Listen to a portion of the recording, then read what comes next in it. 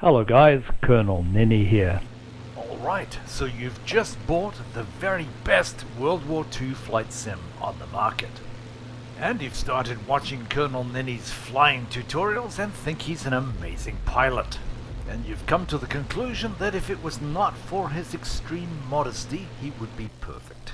And you hang your head and say, geez, I wish I could fly like that.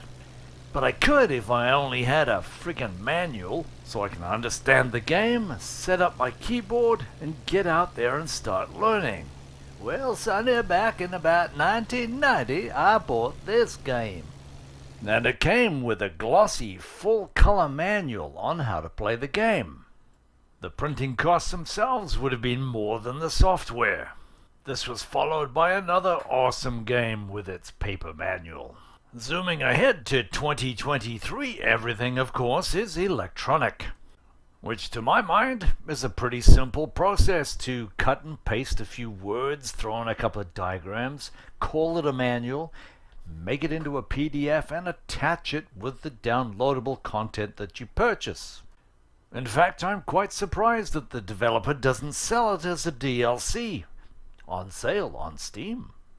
But no, once you've bought the game, you have to employ your magical sixth sense to know that you have to go to the IL-2 Great Battles forum, where you have access to a wealth of information. And what you're looking for is this thing.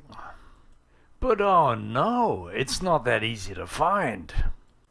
Now that's why Colonel Ninny is here to help you. Being incredibly tech-savvy, I typed in Flying Circus Manual and got absolutely nowhere.